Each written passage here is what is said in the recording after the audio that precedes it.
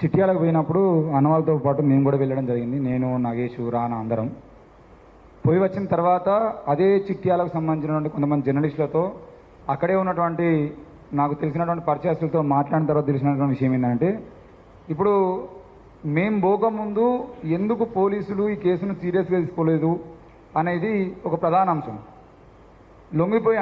లొంగిపోయేటువంటి పరిస్థితులు మేము పోకముందు కేవలం పెళ్ళిళ్ళకు పోవడము, ఫంక్షన్లకు పోవడం ద్వారా ఒక కేసులో, అట్రాసిటీ కేసులో ఉన్నటువంటి A1గా ఉన్నటువంటి మధువంశీ కృష్ణారావును మీరు పట్టుకోలేకపోయిరా?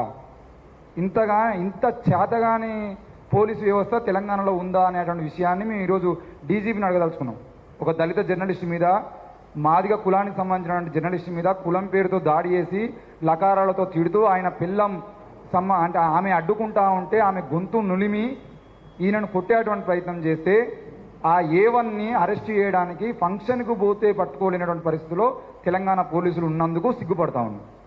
ఈరోజు తెలంగాణలో ఉన్నటువంటి డిజిటల్ మీడియా జర్నలిస్టులకు సంబంధించిన విషయంలో ఏనాడు ఈ సోకాల్డ్ మీడియా అని చెప్పబడుతున్నటువంటి ప్రధాన మీడియాలు, అక్రిడేషన్ జర్నలిస్టులు ఎవరు మాట్లాడలేకపోయినా ఈరోజు ఒక అక్రిడేషన్ జర్నలిస్ట్ మీద దాడి జరిగితే డిజిటల్ మీడియాగా ఈరోజు ఆయనకు అండగా నిలబడి పోరాటం చేస్తున్నటువంటి మా అన్నలందరికీ ఉద్యమ వందనాలు తెలియజేస్తా ఉన్నాం. ఇక మేము మాట్లాడుతున్నటువంటి క్రమంలో ఈరోజు ఇదే మధువంశీ కృష్ణారావు లొంగిపోతున్నటువంటి క్రమంలో మాట్లాడినటువంటి మాటలు, ఒకసారి చిట్యాలకు చెందినటువంటి విలేకరి దంపతులు నిరాధారమైనటువంటి ఆరోపణలు చేసినాడు అంటున్నారు. నిరాధారమైనటువంటి ఆరోపణలు చేస్తే వారం రోజుల పాటు నువ్వు ఎక్కడ పడుకున్నావు అని అడుగుతున్నా. అదే రోజు నువ్వు కోర్టు పోవాల్సింది కదా, అదే రోజు డిఎస్పీ ముందుకు వచ్చి అసలు నేను అక్కడ పాల్గొనలేదని చెప్పేసి చెప్పాల్సింది కదా. మరి అదే రోజు ఈ దాడికి గురైనటువంటి వ్యక్తి ఆసుపత్రిలో ఉంటే నీకు సంబంధించినటువంటి ఒక బినామీని అక్కడికి పంపించి కేసు వెనక్కి తీసుకో, లేకపోతే నేను చంపుతానని బెదిరించేటువంటి పరిస్థితి ఎందుకు వచ్చింది? నువ్వు అక్కడ లేవు కదా. 5 లక్షల రూపాయలు ఇస్తా, ఇక నీకు అంతకన్నా ఇంకా మేము చేసేది ఏమున్నది అంటే, ఒక మాదిగ జర్నలిస్టు 5 లక్షలు తీసుకొని కేసు వాపసు తీసుకొని ఇంట్లో పడ్డానా? భార్యకు జాబ్ పెట్టిస్తావు, నువ్వెవడు భయ్ జాబ్ పెట్టియడానికి? మధువంశీ కృష్ణారావు అనేటోడు ఎవడు? నేను జాబ్ పెట్టిస్తా అని హామీ ఇవ్వడానికి ఎవడు అని అడుగుతున్నాం. ఈరోజు కొందరు నకిలీ మేధావులు, నకిలీ జర్నలిస్టులు నాపై ఆరోపణలు చేయడం నన్ను బాధించింది. నాకు జర్నలిస్టులు అంటే అపారమైన గౌరవం ఉంది. ఏం అపారమైన గౌరవం? నీకు అంత గౌరవం ఉంటే నువ్వు ప్రెస్ మీట్ పెట్టి నీ మీద వచ్చిన ఆరోపణలకు మాట్లాడాల్సింది. నువ్వు మాట్లాడకుండా ఇంటికి పోయి అర్ధరాత్రి ఆయన భార్యను కొట్టేటువంటి గౌరవం అనేది ఇదేనా నీ గౌరవం? ఇవాళ ఫస్ట్ నువ్వు బెదిరించుడు ఇవాళ కాదు కదా. అక్కడ ఉన్నటువంటి చిట్యాల, భూపాలపల్లిలో ఉన్నటువంటి జర్నలిస్టులందరినీ నువ్వు బెదిరిస్తూనే ఉన్నావు. ఈ కేసు ఈరోజు ఈ రవితేజ్ అన్న, అంటే కొంతమంది రవితేజ్ అంటారు, కొంతమంది రవీంద్ర అంటారు. ఈ రవీంద్ర అన్న, పుల్ల రవీంద్ర అన్న కేసు రాసి అంటే దాని గురించి వివరాలు బయట పెట్టేంత వరకు కూడా మిగతా జర్నలిస్టులు నిన్ను చూసి భయపడ్డరా అంటే నువ్వు వాళ్ళకి ఎంత గౌరవం ఇస్తున్నావు అనేటువంటి విషయాన్ని మేము అర్థం చేసుకుంటా ఉన్నాం. ఇక ఏంటిది, గ్రామాల్లో జరిగే చిన్న చిన్న తగాదాలకు, ఘర్షణలకు కులము, రాజకీయ రంగు పులిమి పప్పం కట్టుకున్నాట. కులం లేకపోతే నువ్వు మాదిగోడ అని ఎట్లా తిట్టినావు? ఏం డ్రామాలా?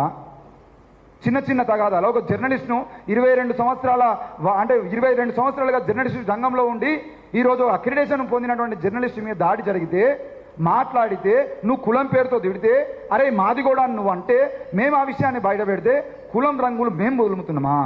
మేము నకిలీ మేధావులం, మేము నకిలీ జర్నలిస్టులమా? ఎవడు బొలుమిండు?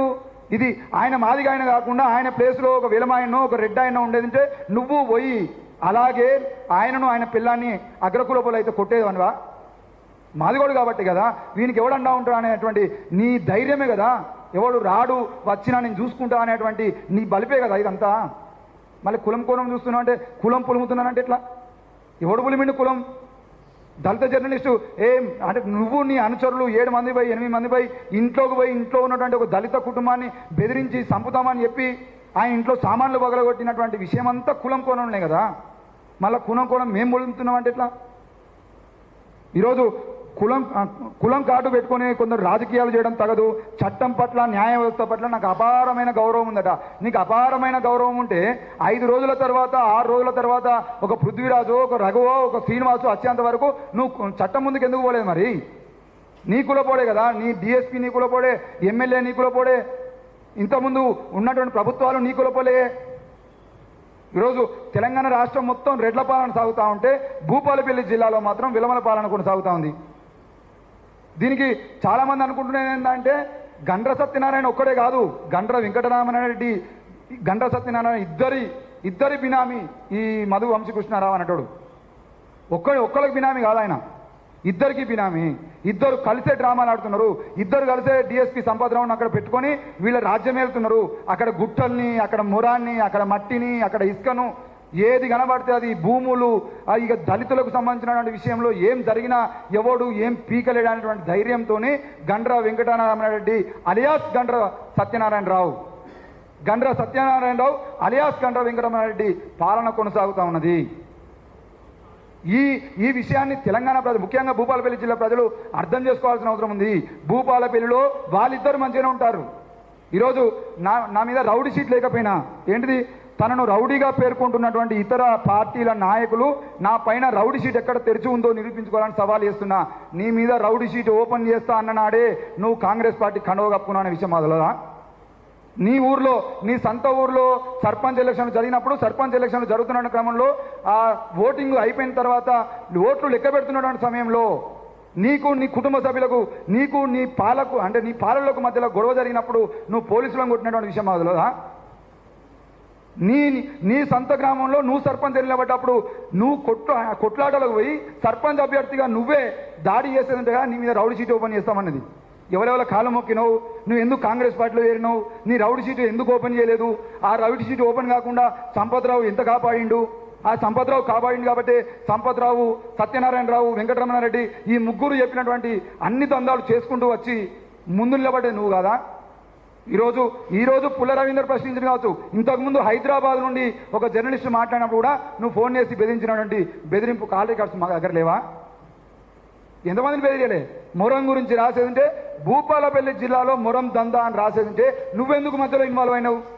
నీకు సంబంధమే లేదు, నువ్వు సంసారివి, అసలు నువ్వు ఎక్కడ ఏ దందా చేయలేదు, మరి నువ్వెందుకు ఫోన్ చేసి బెదిరిస్తున్నావు? అవి అన్ని చెప్పాలి కదా. రౌడీ షీట్ ఓపెన్ కాకుండా పోవడానికి కారణం, ఓట్ల సమయంలో కూడా దాడి చేసినా నీ మీద రౌడీ షీట్ ఓపెన్ కాలేదంటే నువ్వు వెలమ సామాజిక వర్గం. నిన్ను కాపాడింది సంపత్రావు, నిన్ను కాపాడింది వెంకటరమణారెడ్డి, నిన్ను కాపాడింది సత్యనారాయణరావు. వీళ్ళందరి అండదండలతోని నువ్వు ఇవాళ మాదిగోళ్ళ ఇళ్ళకి వచ్చి వాళ్ళ ఆడవాళ్ళని అంటే మూతి మూసి మెడ బిస్కి నీ ఇష్టం ఉన్నట్టు చేస్తూ ఉంటే నీ అయ్య జాగిరి కాదు తెలంగాణ. భూపాలపల్లి నీ వెలమ దొరల జాగిరి కాదని చెప్పేసి చెప్తా ఉన్నాం. వెంకటరమణారెడ్డి అలియా సంపత్రావు, సంతోష్రావు, మన సత్యనారాయణరావు అందరికీ చెప్తా ఉన్నాం. భూపాలపల్లి ఇక్కడ హైదరాబాద్లో ఉన్న తెలంగాణ రాష్ట్ర రాజకీయాలు అన్నిటి గురించి మేము చూస్తూనే ఉన్నాం. ఈరోజు తెలంగాణ రాష్ట్రంలో బరిదెగించి రెడ్లు వెలమలు తెలంగాణ బీసీ బిడ్డల మీద, దళిత బిడ్డల మీద దాడులు చేస్తూ ఉంటే చూస్తూ ఊరుకోవాల్సినటువంటి అవసరం మాకు లేదు. మేము ఛానల్ నడుపుతున్నదే ఈ బహుజనుల కోసం, మేము ఛానల్ పెట్టిందే ఎస్సీ ఎస్టీ బీసీల హక్కులను నిలబెట్టడం కోసం, మెజారిటీ ప్రజల వైపు నిలబడడం కోసం, తెలంగాణ ఆత్మగౌరవం కోసం, ఆనాడు అమరులైనటువంటి అమరవీరుల ఆశయాలను సాధించడం కోసం అనే విషయాన్ని మళ్ళీ చెప్తా ఉన్నాం. నకిలీ మేధావులు, నకిలీ జర్నలిస్ట్ అని ఎవడు పడితే వాడే ఎట్లా పడితే అట్లా మాట్లాడితే చూస్తూ ఊరుకునేది లేదు. ఈరోజు ఎందుకు లొంగిపోయినావు నువ్వు? మేము రాకపోతే నీ లొంగుబాటు జరిగేనా? ఎంతమందిని బెదిరియలేను? నీ దగ్గరికి ఇదే భూపాలపల్లి జిల్లాలో చిట్యాల మండలానికి వచ్చినటువంటి గవర్నమెంట్ ఆఫీసరు ఆడవాళ్ళని లొంగపరుచుకొని వాళ్ళ జీవితాలను నాశనం చేసేటువంటి కుట్రలు చేసినటువంటి వ్యక్తి మధు వంశీకృష్ణారావు. మా దగ్గర ఆధారాలు ఉన్నాయి. ఎంతమంది అధికారుల జీవితాలను నాశనం చేయడం కోసం నువ్వు ప్రయత్నం చేయలేదు? ఏం తెలియకుండా భూపాలపల్లి రాజకీయాలు మాకు తెలియవు, ఏదో హైదరాబాద్ నుండి వచ్చిర్రు, ఏదో మాట్లాడిపోతారు బిడ్డ, అన్నీ తెలుసు. ఇంకా నువ్వు వీడియోలు చేసి లొంగుబాటుకు ముందు సంపత్రావు గారు రాసిన స్క్రిప్ట్ చదివి నువ్వేదో చేద్దామనుకుంటే చూస్తూ ఊరుకునేటువంటి ప్రసక్తే లేదు. వ్యక్తిగత పనుల మీదనట ఈయన బయటికి పోయినట. ఆ బయటకు పోయాల్సిన తర్వాత చూసరికి ఇంత పెద్ద ఇష్యూ అయిందట. 4 రోజులు 5 రోజులు ఫోన్ స్విచ్ ఆఫ్ పెట్టుకోమేనా నువ్వు? మేము వచ్చుంటోలే నీకు తెలిసిందా? ప్రతిపక్ష పార్టీలు కొందరు బలహీనమైనటువంటి వ్యక్తులు ఎన్ని కుతంత్రాలు చేసినా, ఎన్ని కుట్రలు చేసినా ఆయన ఏం చేయలేరట. నీ వెనకాల సంపత్రావు, ఈ సత్యనారాయణరావు, ఈ వెంకటరమణారావు వీళ్ళందరూ ఉన్నారనే ధైర్యమా? మరి ఈరోజు ఆ ధైర్యం అంతా ఎక్కడ పోయింది? ఎందుకు డిఎస్పీ ఆయన పోస్టింగ్ పోయింది? ఎందుకు ఈరోజు నీ మీద నువ్వు లొంగిపోవాల్సిన పరిస్థితి వచ్చింది? అన్నీ ఈ ధైర్యాలు, ఈ తోకలు, ఈ బలుపులు అన్నీ కత్తిరించడం కోసం కూడా తెలంగాణలో కొన్ని గొంతులు నిలబడుతూనే ఉంటాయి. ఇక్కడ ఈ గొంతులతో పాటు రేపొద్దున మరిన్ని గొంతులు తయారైతాయి. దయచేసి భూపాలపల్లి ప్రజలు కూడా చెప్తా ఉన్నాం, మీరు ధైర్యాన్ని కోల్పోకండి. మధు వంశీ కృష్ణారావు, వెంకటరామనారెడ్డో లేదంటే సత్యనారాయణో ఏమో చేస్తారనేటువంటి భయానికి పోకుండా మీరు కూడా నిలబడండి, మన బిడ్డల్ని కాపాడుకుందాం. ఈరోజు పుల్ల రవీందర్ మీద ఇంటికి దాడికి వచ్చినటువంటి వాళ్ళే రేపు పొద్దున మీ ఇళ్ళకు కూడా దాడికి వస్తారనే విషయాన్ని తెలియజేస్తున్నా. ధైర్యంగా ఉండండి, మీకు అండగా మీ భూపాలపల్లి జిల్లాకు సంబంధించినటువంటి దాసరి శ్రీనివాస్ లాంటి జర్నలిస్టులు ఇంకా ఉన్నారు. మీ సమస్యలని, భూపాలపల్లి సమస్యల్ని అన్న దృష్టి తీసుకురండి, తెలంగాణ రాష్ట్ర సమస్యల్ని మా దృష్టి తీసుకురండి. తప్పకుండా తెలంగాణ ప్రజల వైపున నిలబడడం కోసం ఈ ప్రజా గొంతుకలుగా ఉన్నటువంటి ఈ యూట్యూబ్ ఛానల్ అన్నీ ఇక్కడే ఉంటాయి, మీ వైపు నిలబడుతున్నాయంటే అని తెలియజేస్తూ ఈ అవకాశం ఇచ్చినందుకు థ్యాంక్ యూ.